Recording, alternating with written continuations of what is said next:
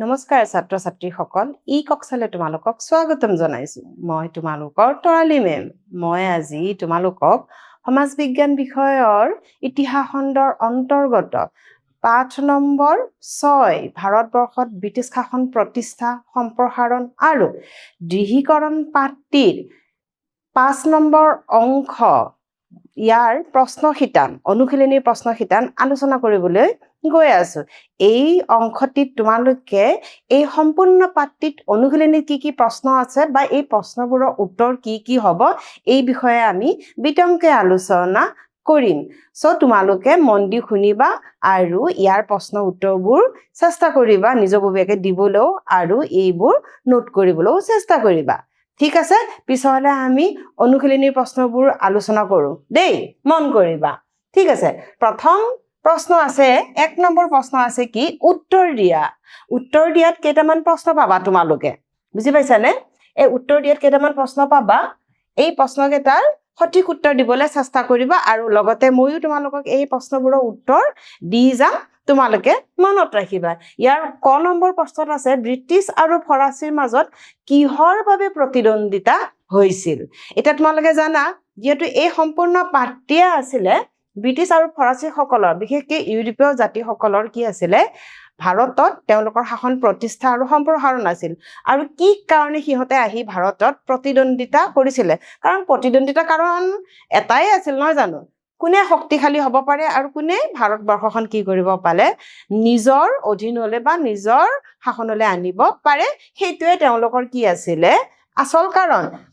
এতিয়া ইয়াৰ উত্তৰটো চাবা ব্ৰিটিছ আৰু ফৰাচীৰ মাজত সাম্ৰাজ্য স্থাপনৰ বাবে প্ৰতিদ্বন্দিতা হৈছিল মই অলপ আগতে ক'লোৱে নহয় তোমালোকক তেওঁলোক দুয়ো কি আছিল বিদেশী জাতি তেওঁলোকে ভাবিছিল কি যে কোনে ভাৰতবৰ্ষখন দখল কৰিব পাৰে আৰু নিজৰ সাম্ৰাজ্য কি কৰিব পাৰে প্ৰতিষ্ঠা কৰিব পাৰে ঠিক আছে তোমালোকৰ মনত থাকিব নহয় জানো প্ৰশ্নখিনি ভালকে মন দি যাবাও আৰু উত্তৰবোৰ পাৰা যদি তোমালোকে সেইবোৰ নোট কৰিবা আৰু মনতো কৰিবা দেই ঠিক আছে নেক্সট প্ৰশ্নটিলৈ আমি যাওঁ নেক্সট প্ৰশ্ন 6 নম্বৰ প্ৰশ্নত আছে প্ৰথম আৰু দ্বিতীয় কৰ্ণাটক যুদ্ধৰ সময়ত ফৰাচীসকলৰ গভৰ্ণৰ কোন আছিল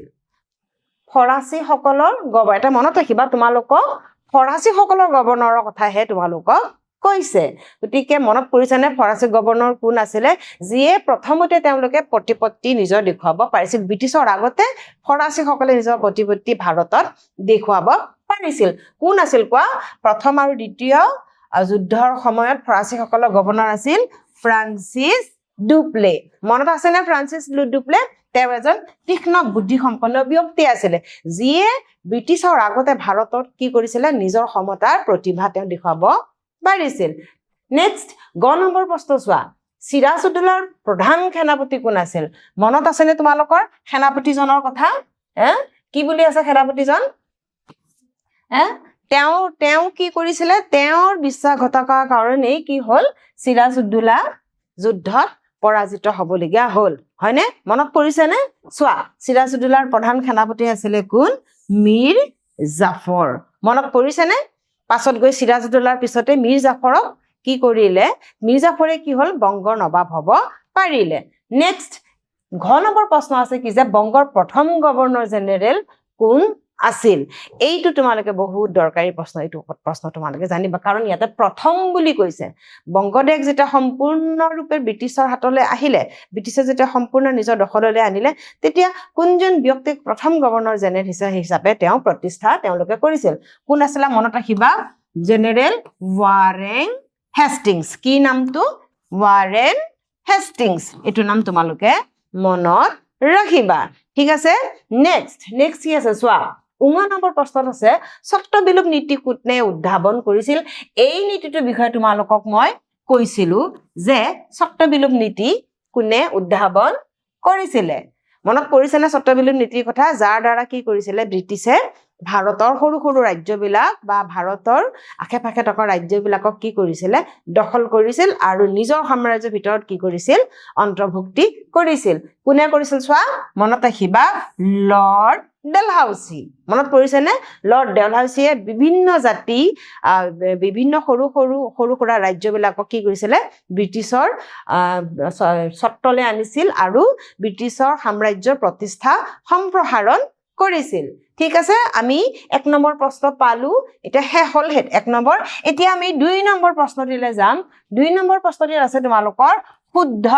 উত্তৰ বাছি উলোৱা এই কেইটামান পইণ্ট আছে মই তোমালোকক পইণ্ট কেইটা পঢ়ি দিম আৰু তোমালোকে চেষ্টা কৰিবা এই প্ৰশ্ন কেইটাৰ কি হয় শুদ্ধ হয় নে অশুদ্ধ হয় ঠিক আছে মন দিয়া কল নম্বৰ আছে পণ্ডিচেৰী ব্ৰিটিছ সকলৰ বাণিজ্য কুঠি আছিল এটা কথাটো ভালকে মন কৰা বাক্যতে পণ্ডিচেৰী ব্ৰিটিছৰ আছিল নে বাৰু পণ্ডিচেৰী ব্ৰিটিছৰ পণ্ডিচেৰী ব্ৰিটিছৰ নাছিলে পণ্ডিচেৰী কাৰ আছিলে ফৰাচী সকলৰ হে কি আছিলে বাণিজ্য কুঠি আছিল তো পিছ হলে এই প্ৰশ্নটো উত্তৰ সম্পূৰ্ণ কি হ'ব অশুদ্ধ খ নম্বৰ ফৰাচী সকলে সালাবত জংক হায়দৰাবাদৰ নিজাম পাতিছিল মনত পৰিছেনে বাৰু সালাবত জং মুজাফৰ জং মনত পৰিছেনে তেওঁলোকক সকলোকে অতৰাই শেষত গৈ কোন হল সালাবত জং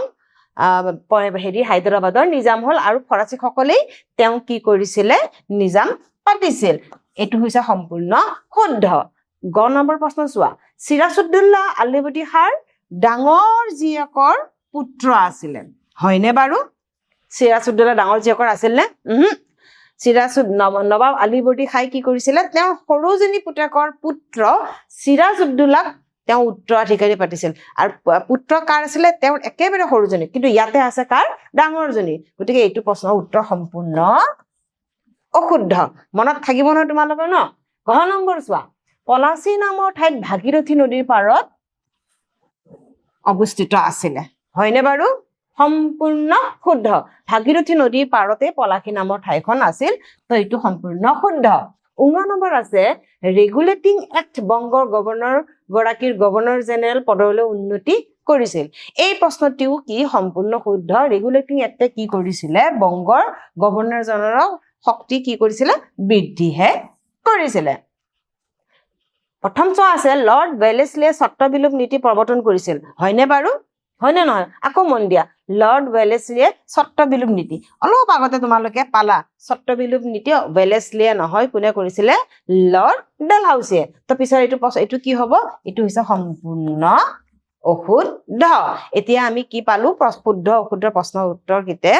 আমি উত্তৰ দিবলৈ পাৰিলো ঠিক আছে নেক্সট 3 নম্বৰ প্ৰশ্ন কি আছে চোৱা ক্ৰম অনুসাৰে সজাব দিছে এটা ক্ৰম অনুসাৰে সজোৱা মানে প্ৰশ্নটো বুজি পাইছানে কোন প্ৰথম হৈছিল দ্বিতীয় কোন হৈছিল তৃতীয় কোন হৈছিল চতুৰ্থ কোন হৈছিল হেই মতে খজাব লাগিব কাৰণ ইয়াতে কি আছে উলট পালটকৈ দিয়া আছে সিৰাজউদ্দৌলা 1 নম্বৰ দিছে 2 নম্বৰ মিৰ্জাফৰক 3 নম্বৰ আলিবৰ্দী খাক আৰু 4 নম্বৰ কি দিছে মীৰ কাসিমক হয়নে গতিকে এই সম্পূৰ্ণ এই গুটেকেটা অশুদ্ধ হৈ আছে হয় নহয় অশুদ্ধ হৈ আছে ইয়াক এতিয়া আমি শুদ্ধ কৰিম কেনেকৈ চোৱা আলিবৰ্দী খাক ফাৰ্স্ট তাৰ মানে এও হ'ব প্ৰথম সিৰাজউদ্দৌলা দ্বিতীয় এও হ'ব দ্বিতীয় মিৰ্জাফৰ তৃতীয় আৰু 4 নম্বৰত কোন হ'ব মীৰ কাসিম এতিয়া শুদ্ধ উত্তৰটো তোমালোকে গম পালা নহয় জানো নেক্সট কি আছে চোৱা এইবাৰ 4 নম্বৰ প্ৰশ্নটিত আছে চমু উত্তৰ লিখা শৰ্ট নোট লিখিব দিছে তাৰ মানে যি কেইটামান পইণ্ট তোমালোকক দিব সেই পইণ্ট কেটাৰ ইয়াৰ সাৰমৰ্ম ইয়াৰ সাৰবস্তু ইয়াৰ গুৰুত্ব তোমালোকে লিখিব লাগিব প্ৰথমটো দিছে প্ৰথম কৰ্ণাটক যুদ্ধ ইয়াৰ বিষয়ে আমি আগৰ ক্লাছ কেটাত আমি বিশেষ আমি বিতংভাৱে আলোচনা কৰিছিলো এতিয়া মই তোমালোকক আকৌ সেইখিনি ৰিভাইণ্ড কৰি দিম তোমালোকে মনত ৰাখিবা কি আছে চাবা ইয়াৰ উত্তৰটো তোমালোকে চাবা 1740 খ্ৰীষ্টাব্দত অষ্ট্ৰিয়াত আৰম্ভ হোৱা উত্তৰাধিকাৰী কেন্দ্ৰিক যুদ্ধত ইংৰাজ আৰু ফৰাচীসকলে পৰস্পৰৰ প্ৰতিদ্বন্দিতা হৈছিল এই ঘটনাই ভাৰতত থকা ইংৰাজ আৰু ফৰাচী সম্পৰ্কটো প্ৰথম আৰু প্ৰভাৱ পেলাইছিল আৰু সুযোগ খণ্ডানী নৌবাহিনীয়ে 1745 খ্ৰীষ্টাব্দত ভাৰতবৰ্ষৰ এইখিনি কোৱাৰ আগতে মই তোমালোকক এটা কথা কওঁ মনত ৰাখিবা অষ্ট্ৰিয়াৰ উত্তৰাধিকাৰী সূত্ৰৰ যিখন যুদ্ধ সেইখনে আহি আকৌ ভাৰততো কি ব্ৰিটিছ আৰু ফৰাচীৰ মাজত হৈছিল গতিকে চাবা 1745 খ্ৰীষ্টাব্দত ভাৰতবৰ্ষত দক্ষিণ পূব উপকূলত ফৰাচী যুদ্ধত অৱৰুদ্ধ কৰি পণ্ডিচেৰীলে ভাবুকিৰ সৃষ্টি কৰিছিল তোমালোকৰ মনত পৰিছে নে তেওঁলোকৰ নৌবাহিনী কি কৰিছিলে আটক কৰি থৈছিল আৰু এইটোৱে গৈ দুয়োখন বিদেশী জাতিৰ মাজত কি কৰিছিলে প্ৰতিদ্বন্দিতা বা যুদ্ধৰ সন্মুখী কৰিছিলে সেই সময়ত ফ্ৰান্সিছ ডুপ্লে পণ্ডিচেৰী আছে তাৰমানে সেইখিনি সময়ত মনত পৰিছে নে ডুপ্লে আছিল পণ্ডিচেৰী গভৰ্ণৰ তেওঁ চতুৰ দূৰদৰ্শী আৰু তীক্ষ্ণ বুদ্ধি সম্পন্ন ডুপ্লেই প্ৰত্যুত্তৰত ব্ৰিটিছৰ অধীনত থকা মাদ্ৰাজ দখল কৰিছিল যিহেতু ব্ৰিটিছে তেওঁলোকৰ নৌবাহিনী আটক কৰিলে তাৰ প্ৰত্যুত্তৰত ডুপ্লে কি কৰিছিলে ব্ৰিটিছৰ যিটো দুৰ্গ আছিল মাদ্ৰাছত সেই দুৰ্গ আকৌ ব্ৰিটিছে দখল কৰিলে এয়া তোমালোকক মই আগতেও কৈছো হা নিৰুপায় হৈ ব্ৰিটিছসকলে কি কৰিলে কৰ্ণাটক নবাবৰ সহায় বিচাৰিলে আৰু কৰ্ণাটক নবাবে ব্ৰিটিছৰ সহায়ৰ বাবে পঠোৱা প্ৰকাণ্ড সৈন্যবাহিনীও ফৰাচীৰ হাতত পৰাজিত হ'ল তাৰমানে কি কৰ্ণাটকৰ নবাবে সহায় কৰিলে হয় কিন্তু ফৰাচীসকলে কি কৰিলে তেওঁলোককো কি কৰিলে পৰাস্ত কৰিলে কিন্তু হঠাতে ইউৰোপত দুই জাতিৰ মাজত হোৱা সন্ধিৰ লগে লগে ভাৰততো ব্ৰিটিছ আৰু ফৰাচীৰ মাজত সন্ধি হয় আৰু সেই সন্ধিৰ মৰ্মে ফৰাচীসকলে ব্ৰিটিছৰ পৰা দখল কৰা ঠাইবোৰ পুনৰ ঘূৰাই দিয়ে মনত পৰিছে নে তোমালোকৰ অষ্ট্ৰিয়াত যিখন যুদ্ধ লাগিছিল তাতে দুই পক্ষৰ মাজত সন্ধি হোৱাৰ কাৰণে তেওঁলোকে ভাৰততো কি কৰিলে সন্ধি কৰিবলগীয়া হ'ল আৰু এই সন্ধিৰ ফলত কি হ'ল ফৰাচীসকলে ব্ৰিটিছৰ পৰা যিবোৰ ঠাই দখল কৰিছিলে সকলোবোৰ তেওঁলোকক কি কৰিলে ঘূৰাই দিলে আৰু ইতিহাসত এই ঘটনাটোকে কি বুলি কয় প্ৰথম কৰ্ণাটক যুদ্ধ বুলি জনা যায় এতিয়া তোমালোকৰ নিশ্চয় মনত থাকিব যে প্ৰথম কৰ্ণাটক যুদ্ধনো কি কেনেকৈ হৈছিল আৰু ইয়াৰ পৰিণতি কি হৈছিলে হ'ব নেক্সট এবাৰ আমি চাম 6 নম্বৰত শৰ্ট নোট দিছে বা চমুটোকা আমাক দিছে কি ডুপ্লে বিষয়ে লিখিব দিছে ডুপ্লে মনত পৰিছে নে তোমালোকৰ তেওঁ ফ্ৰান্সৰ কি আছিল এজন তীক্ষ্ণ বুদ্ধি সম্পন্ন গভৰ্ণৰ জেনেৰেল আছিলে জোসেফ ফ্ৰান্সিছ ডুপ্লে পণ্ডিচেৰী গভৰ্ণৰ আছিলে চতুৰ দূৰদৰ্শী আৰু তীক্ষ্ণ বুদ্ধি সম্পন্ন গভৰ্ণৰ ডুপ্লে ইংৰাজৰ অধীনত থকা মাদ্ৰাজ দখল কৰিছিল চোৱা এওঁৰ ডুপ্লেৰ বিচক্ষণতা বা তীক্ষ্ণ বুদ্ধিৰ কাৰণে তাৰমানে ফৰাচীসকলে প্ৰথম অৱস্থাত নিজৰ শক্তি কি কৰিব পাৰিছিল প্ৰদৰ্শন কৰিব পাৰিছিল ব্ৰিটিছৰ তুলনাত ব্ৰিটিছতকৈ তেওঁলোক বেছি আগুৱাই আহিছিল তাৰমানে শক্তিৰ ক্ষেত্ৰত দেই ইমান তেওঁ মানে বুদ্ধি আছিলে আৰু তেওঁ কি কৰিছিলে আনকি মাদ্ৰাজো দখল ব্ৰিটিছৰ যিটো কুঠি আছিলে ঘাটি আছিলে সেয়াও তেওঁ দখল কৰিছিল ডুপ্লেৰ নেতৃত্বত ফৰাচী সৈন্যই কৰ্ণাটকৰ নবাবৰ লগ হৈ ইংৰাজে কৰা আক্ৰমণকো প্ৰতিহত কৰিছিল এয়া প্ৰথম কৰ্ণাটক যুদ্ধ ইয়াৰ আগৰ পইণ্টত আমি পাইছিলো নহয় প্ৰথম কৰ্ণাটক যুদ্ধত কি হৈছিল ডুপ্লে আৰু কৰ্ণাটকৰ নবাব মিলি কিনে কি হ'ল তেওঁলোকে ব্ৰিটিছক হেৰুৱাব পাৰিছিলে নেক্সট পলাশী যুদ্ধ ইতিহাসৰ পাতত পলাশী যুদ্ধৰ গুৰুত্ব সকলোতকৈ বেছি তোমালোকে পাইছাই অলৰেডি 1757 খ্ৰীষ্টাব্দত মুৰ্ছিদাবাদৰ পৰা 13 মাইল দক্ষিণে এইটো মনত ৰাখিবা ভাগীৰথী নদীৰ পাৰত পলাশী নামৰ ঠাইত বংগৰ চিৰাজউদ্দৌলাৰ সৈতে ইংৰাজৰ কি হৈছিলে যুদ্ধ হৈছিলে কাৰ হৈছিল চিৰাজউদ্দৌলা আৰু ব্ৰিটিছৰ মাজত পলাশী নামে ঠাইত এই যুদ্ধকে পলাশী যুদ্ধ বুলি কোৱা হয় তাৰমানে পলাশী ঠাইখনৰ নাম আছিলে আৰু সেইকাৰণে সেই ঠাইখনৰ নামৰে সৈতে এই যুদ্ধখনৰ নাম কি দিলে পলাশী যুদ্ধ এই যুদ্ধত চিৰাজউদ্দৌলাৰ সৈন্যবাহিনীৰ প্ৰধান সেনাপতি আছিল মীৰ জাফৰ কিন্তু সেইখিনি সময়ত কি আছিলে চিৰাজউদ্দৌলাৰ সেনাপতি আছিলে আৰু বিশ্বাসঘাতকতাৰ বাবেই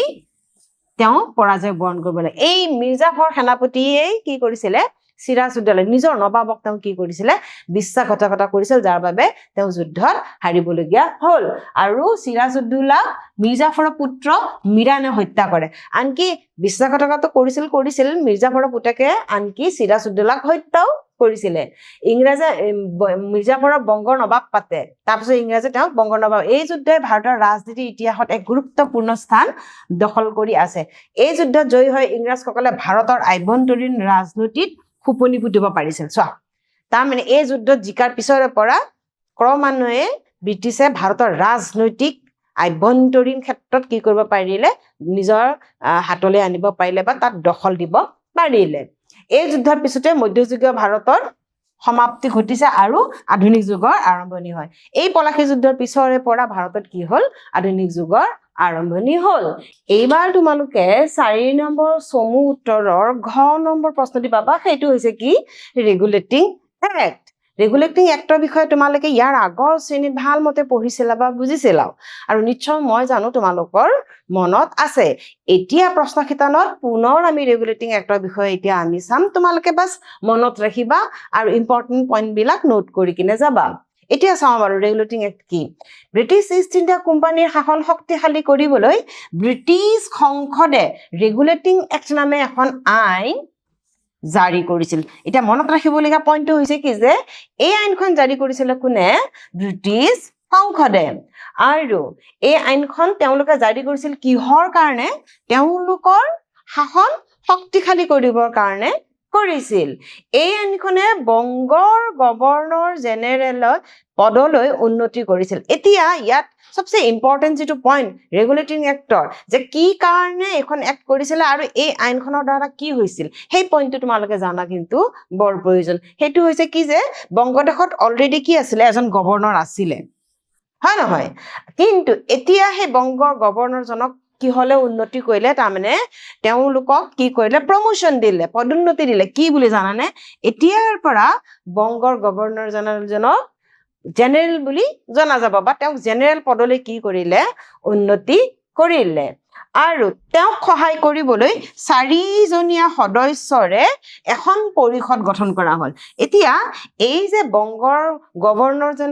জনক জেনেৰেল পদলৈ উন্নতি কৰিলে এটা তেওঁক সহায় কৰিবলৈ আৰু এখন কি কৰিলে পৰিষদ তেওঁ গঠন কৰা হ'ল আৰু এই পৰিষদৰ সদস্য আছিল কেইজন তোমালোকে মনত ৰাখিবা 4জন গতিকে এয়া কাম কোনে কৰিছিলে ৰেগুলেটিং এক্টে কৰিছিলে মাদ্ৰাজ বম্বে গভৰ্ণৰ সকলক বংগৰ গভৰ্ণৰ জেনেৰেলৰ কৰ্তৃত্বত ৰখা হৈছিল আৰু এটা ইম্পৰ্টেন্ট পইণ্ট হ'ল কি মাদ্ৰাজতো এজন গভৰ্ণৰ আছে বা বম্বেতো এজন গভৰ্ণৰ আছে এতিয়া এই দুইখন ঠাই গভৰ্ণৰজন কাৰ আণ্ডাৰত থাকিব কাৰ কৰ্তৃত্বত থাকিব বংগৰ গভৰ্ণৰ জেনেৰেলজনৰ কৰ্তৃত্বত ৰখা হ'ল তাৰ মানে বংগৰ গভৰ্ণৰ জেনেৰেলজনৰ পদটো কি কৰিলে অধিক শক্তিশালী কৰিলে কাৰ তুলনাত মাদ্ৰাজ আৰু বম্বেৰ তুলনাত বংগৰ যিজন গভৰ্ণৰ জেনেৰেল তেওঁৰ আণ্ডাৰত তাৰমানে এওঁলোক থাকিব আৰু বংগৰ গভৰ্ণৰ জেনেৰেলজনৰ পদটো কি কৰিলে অধিক শক্তিশালী কৰিলে এই আইনখনে ইষ্ট ইণ্ডিয়া কোম্পানীৰ ভেটি স্থাপন কৰে তাৰ মানে কি কৰিলে জানা এক প্ৰকাৰ ক'বলৈ গ'লে এই ৰেগুলেটিং এক্টৰ পিছৰে পৰা ব্ৰিটিছ ইষ্ট ইণ্ডিয়া কোম্পানী অধিক শক্তিশালী হ'ল গতিকে ইয়াত 2 3 4টা মান পইণ্ট আছে সেই পইণ্ট কেইটা তোমালোকে সদায় মনত ৰাখিবা প্ৰথমটো হৈছে কি যে এই আইনখন ইংলেণ্ডৰ সংসদৰ পৰা জাৰি কৰিছিলে এই আইনখনে বংগৰ গভৰ্ণৰ জনক জেনেৰেল পদলৈ কি কৰিছিল উন্নতি কৰিছিল বা পদোন্নতি দিছিল আৰু মাদ্ৰাজ আৰু বম্বে গভৰ্ণৰ কেজনক বংগৰ গভৰ্ণৰ জেনেৰেলৰ কৰ্তৃত্বত ৰখা হৈছিল আৰু এওঁক সহায় কৰিবলৈ 4জনীয়া সদস্যৰে এখন পৰিষদ গঠন কৰা হৈছিল ইয়াৰ পিছত আছিলে ৰেগুলেটিং এক্টে কি কৰিলে বংগৰ নবাবসকলৰ ইংৰাজৰ গভৰ্ণৰ সকলক কি কৰিলে শক্তিশালী কৰিলে আৰু তেওঁলোকৰ শক্তি বঢ়াই তেওঁলোকক কি কৰিলে ভাৰতৰ আভ্যন্তৰীণ আৰু ৰাজনৈতিক ক্ষেত্ৰত তেওঁলোকৰ প্ৰতিপত্তি বঢ়ালে আৰু ৰেগুলেটিং এক্টে কি কৰিলে ব্ৰিটিছ ইষ্ট ইণ্ডিয়া কোম্পানীৰ যিখিনি বেপাৰী আছিলে তেওঁলোকৰ ক্ষমতাও কিছুমান হ্ৰাস কৰিলে কাৰণ তেওঁলোকে কিছুমান নিজ বিবেকে কিছুমান কি কৰিছিলে ব্যৱসায় কৰিছিলে আৰু ব্যৱসায়খিনিয়ে কি কৰিছিলে তেওঁলোকৰ ব্যক্তিগত লাভহে কৰিছিল আৰু উপায় নাপায় ব্ৰিটিছ সংসদে কি কৰিছিল এখন এক্ট বনাই তেওঁলোকৰ ক্ষমতাও হ্ৰাস কৰিছিল আৰু লগতে কি কৰিছিলে গভৰ্ণৰ জেনেৰেলজনৰো কি কৰিছিল ক্ষমতা বৃদ্ধি কৰিছিল ঠিক আছে নেক্সট আছে কি তোমালোকৰ পিটৰ ভাৰত শাসন আইন ৰেগুলেটিং এক্টে বংগৰ গভৰ্ণৰ জেনেৰেলৰ হকে চোৱা বংগৰ গভৰ্ণৰ জেনেৰেলৰ ক্ষমতাও নিৰ্দিষ্ট কৰি দিয়াৰ বাবে যিখিনি ক্ষমতা দিছিলে ৰেগুলেটিং এক্টে গভৰ্ণৰ জেনেৰেলজনক তাৰো কিন্তু কি আছিলে এটা মানে নিৰ্দিষ্ট কৰি ক্ষমতাখিনি দিয়া নাছিলে যিখন ৰেগুলেটিং এক্টে বংগৰ মানে যিকেইজন গভৰ্ণৰ জেনেৰেল আছিল তেওঁলোকৰ ক্ষমতা নিৰ্দিষ্ট কৰি দিয়া নাছিল তাৰমানে তেওঁলোকক কি কৰিব লাগে তেওঁলোকৰ পাৱাৰো কিবা ইমানো বেছি নাছিলে বা যিখিনি দিব বুলি ভাবিছিলে সিমানো নহয় তেওঁলোকক এটা ক্ষমতাৰ ইমান হস্তান্তৰ সম্পূৰ্ণৰূপে কৰি দিয়া তেওঁলোকক নাছিল যাৰ বাবে আকৌ নতুন এখন এক্টৰ প্ৰয়োজন হ'ল আৰু সেই কাৰণে কি এই বিফলতাৰ সন্মুখীন হ'ব কাৰণে ইংলেণ্ডৰ সদনে পুনৰ এখন আইন জাৰি কৰিলে আৰু যাতে এই ৰেগুলেটিং এক্টৰ যিখিনি আহ্বাস আছে সেইখিনি কি কৰিব পাৰে দূৰ কৰিব পাৰে এইখনে আছিল 1784 খ্ৰীষ্টাব্দৰ আগষ্ট মাহত কৰা পিটৰ ভাৰত শাসন আইন উইলিয়াম পিটে সেইখিনি সময়ত এই আইনখন কাৰ অধীনত আছিল জানানে যাক ইয়াক মানে হস্তান্তৰ কৰা হৈছিল যাৰ আদেশত এই আইনখন বনা হৈছিল তেওঁ আছিল কোন উইলিয়াম তেওঁ প্ৰধানমন্ত্ৰী আছিল উইলিয়াম পিট তেওঁ অনুসৰণতে কি হ'ল এই আইনখন কৰা হ'ল কাৰণে এই আইনখনৰ নামেই তেওঁ নামেৰে দিলে কি পিটৰ আইন আৰু এই আইনত 6 জনীয়া সদস্যৰে এখন নিয়ন্ত্ৰক মণ্ডলী গঠন কৰিলে তাৰমানে এটা নিয়ন্ত্ৰক মানে কি জানানে যাতে চোৱা চিতা কৰিব পাৰে ভাৰতত ব্ৰিটিছ ইষ্ট ইণ্ডিয়া কোম্পানীৰ কাম কাজবোৰ চোৱা চিতা বা তদাৰক কৰিবৰ কাৰণে কেইজনমান 6 জনীয়া সদস্যৰ এখন মণ্ডলী গঠন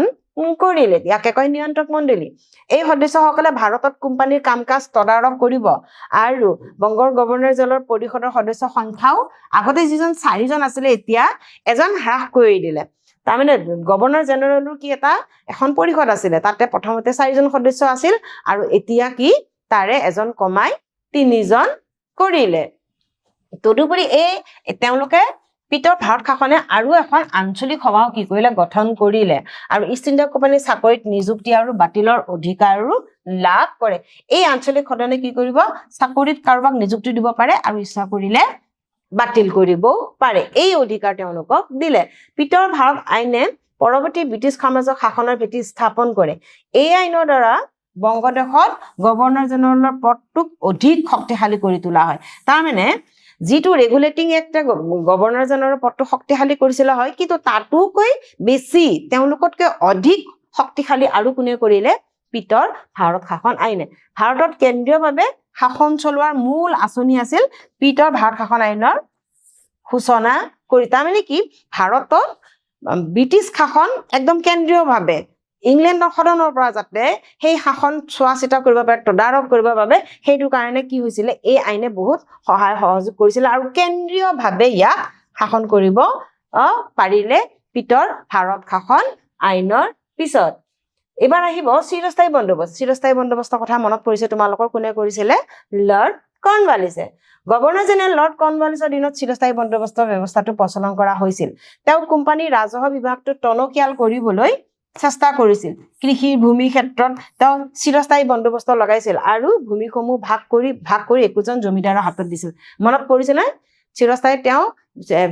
30 বছৰৰ কাৰণে জমিদাৰ বিলাকক দি দিছিলে ভূমি আৰু তেওঁলোকে বছৰীয়াভাৱে কি দিব লাগিছিলে খাজনা দিব লাগিছিলে জমিদাৰসকলে এটা নিৰ্ধাৰিত ৰাজহ ইষ্ট ইণ্ডিয়া কোম্পানীক বাৰ্ষিক খাজনা বছৰি হিচাপে দিব লাগিছিল এই খাজনা দিব নোৱাৰিলে জমিদাৰী চৰকাৰৰ হাতলৈ যাব যিজন জমিদাৰে খাজনা দিব নোৱাৰে তো জমিদাৰী যি ভূমি আছে মাটি আছে সকলো কাৰ হাতলৈ যাব চৰকাৰৰ হাতলৈ যাব এই ব্যৱস্থাৰ জৰিয়তে লৰ্ড কৰ্ণৱালিছে তেওঁ 7 বছৰীয়া কাৰ্যকালত ব্ৰিটিছৰ ৰাজভঁৰাল টনকিয়াল কৰিছে তেওঁ মানে ইমান মুনাফা কৰিব পাৰিছিলে আৰু চিৰস্থায়ী বন্দোবস্তৰ আন এটি উল্লেখযোগ্য দিশ হ'ল এক শ্ৰেণীৰ নতুন জমিদাৰৰ উত্থান গতিকে তোমালোকে বুজি পাইছানে চিৰস্থায়ী বন্দোবস্তে কি কৰিলে এক শ্ৰেণীৰ নতুন জমিদাৰৰ সৃষ্টি কৰিলে আৰু পুৰণি জমিদাৰবিলাকে তেওঁলোকৰ ভূমি হেৰুৱাব লগা হ'ল আমি এই 5 নম্বৰ অংকত আজি যেটো আমি শ্ৰেণী আৰম্ভ কৰিলো এই 5 নম্বৰ অংকত আমি ইমানখিনি সমুটুকালৈকেহে আমি আলোচনা কৰিম আগন্তুক পিছৰ ক্লাছত আমি অনুশীলনীৰ পিছৰ প্ৰশ্নসমূহ বিতংভাৱে আলোচনা কৰিম আজি বাৰু মই চেষ্টা কৰিম তোমালোকক এইদৰে সহায় কৰিবলৈ আৰু আশাও কৰিছো যাতে তোমালোকে ইয়াৰ পৰা লাভৱান্বিত হ'ব পাৰিছা ঠিক আছে পিছলে ইয়াৰ পিছৰ উত্তৰখিনিৰ কাৰণে আমি পিছৰ অংকত আকৌ তোমালোকক লগ পাম ধন্যবাদ